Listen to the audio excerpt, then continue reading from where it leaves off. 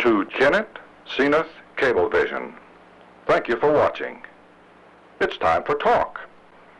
Each evening at this time, Monday through Friday, Rosemary interviews local personalities and others who bring items of interest to this community. Time for Talk is a community betterment service designed to cooperate with our local community betterment program. Tonight, Rosemary takes us by means of portable camera out of our studios and maybe into your neighborhood. And now, it's time for Talk.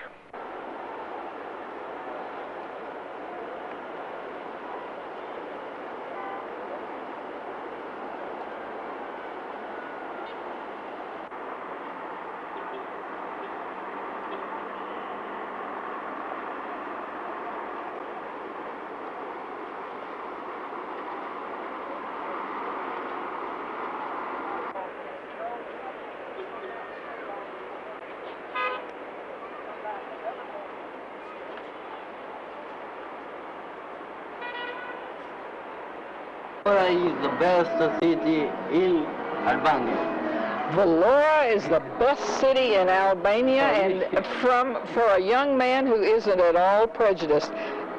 Let me tell you, I've been in Tirana, and I've been in Durrës, and I've been in several cities, Kruja in Albania, and I do believe he's right. Vlore is Shumbukur, a very beautiful city. And you are saying the city surrounded by the Adriatic Sea, and you're going to see the sun set right in the saddle of that mountain. Beautiful sight. Shumbukur. Eddie thanks American people. Now, Eddie had already thanked me outside when we came in, before we came in, and he thanks all American people for coming. He was aware that we were teachers. He also knew that we were teaching in Ali Demi School right down below, and he thanked Americans for helping his Albanian people. It's a beautiful country, Eddie, beautiful. See that sunset?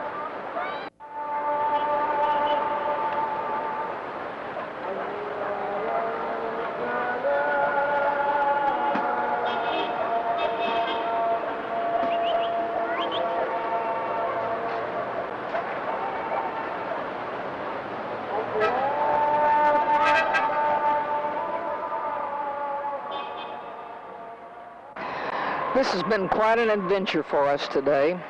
From our vantage point at the school, every day we look up the side of this mountain and we look at the restaurant that's atop here. It's called Kuzbaba, and it is quite a climb.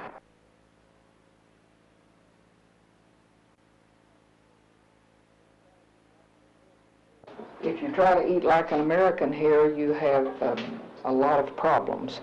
But we try to buy some meat, and usually it's so tough we can't eat it. But let me show you in here. Anytime we do something that's nice for the ladies, they bring us a plate of food.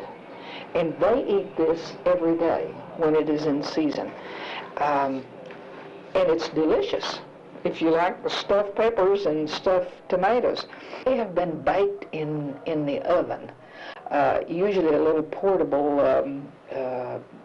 cooker that they have that they can plug in, and I suspect this was. But the tomato and pepper is just rice and just tomato and just pepper, but this is a real meal for them. And we have this given to us about twice a week, and so we eat it twice a week. It's very good.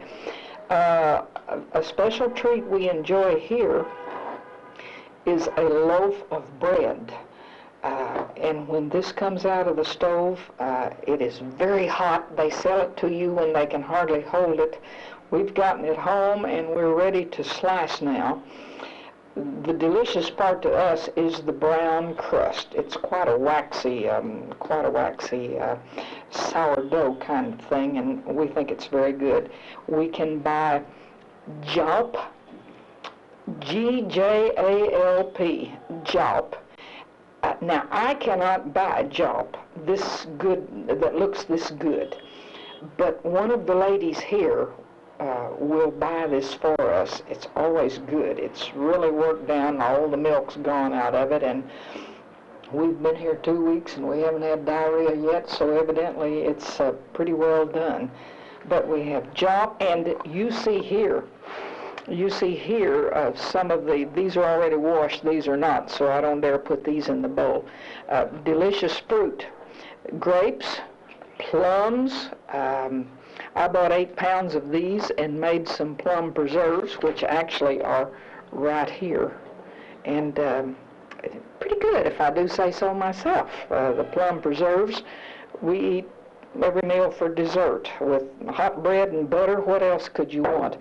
But these are the grapes I was able to buy today from one of our students. We can't wash them till the water comes on, and it comes on twice a day. So this afternoon at some point we'll wash grapes, and tonight we'll come in and have fruit, and we'll have our bread and jam, and the stuffed peppers will all be gone, but we eat lots of bread. Behind, you see my kitchen, and it is great. Of course, I have some peanut butter and some oil and some things stored here, but a pressure cooker that doesn't get any pressure, but it's a pressure cooker nevertheless, and the lid goes in sideways and hooks on, and it's quite effective. I set it over here so I could put my pan of dishwater on to heat while we are eating. The dishwater heats, and my third little pot is some eggplant and tomato and peppers that I'm cooking. Now, I want you to know that this stove represents the height of living here in Albania. Now, this is a great stove. The oven is larger than most ovens, and the burners work really well, and sometimes the light comes on to let you know it's on, and sometimes not. You cannot turn on the stove and any other electrical appliance in the house.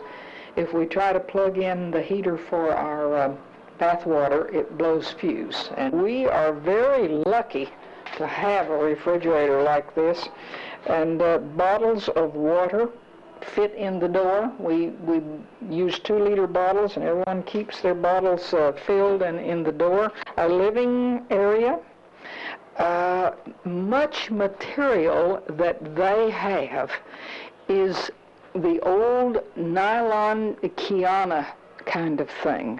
The ladies all have dresses out of this that was very popular in the 70s. I'd say they're 20 years behind most anything that's going on. Every day we go to market with our bag and buy. I came in with this full today with the fruit and eggs and things I bought. Here we have a balcony and hangout clothes practically every day. The balcony's very nice.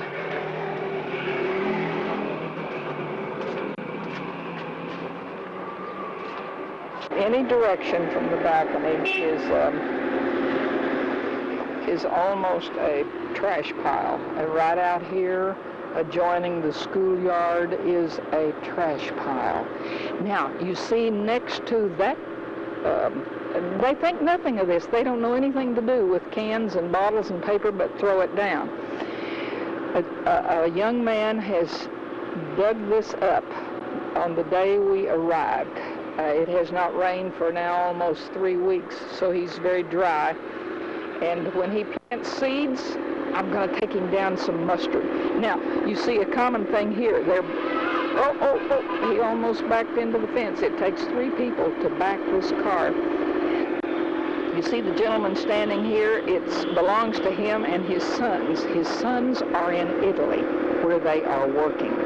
They have had enough money to buy this van. It is Italian, as we said, and they have to back it in and around the corner, and they park it right at the front door, and he is in the process of making a garage for that.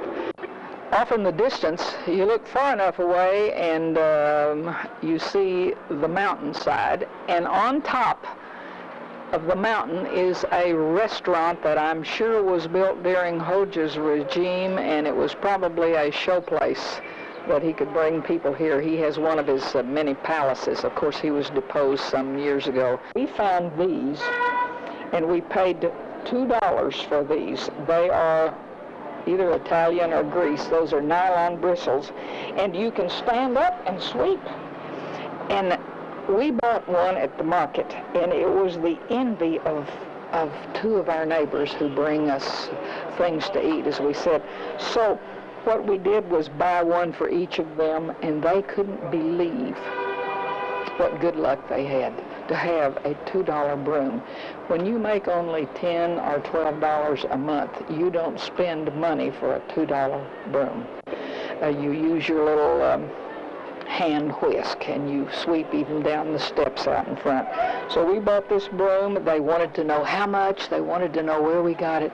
So we bought each of them one, and they are tickled to death. And the last lady brought the plate of food in today.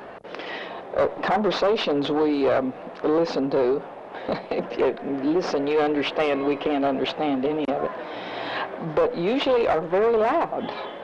They may be standing a foot away from each other, but the conversation is very loud and carries for...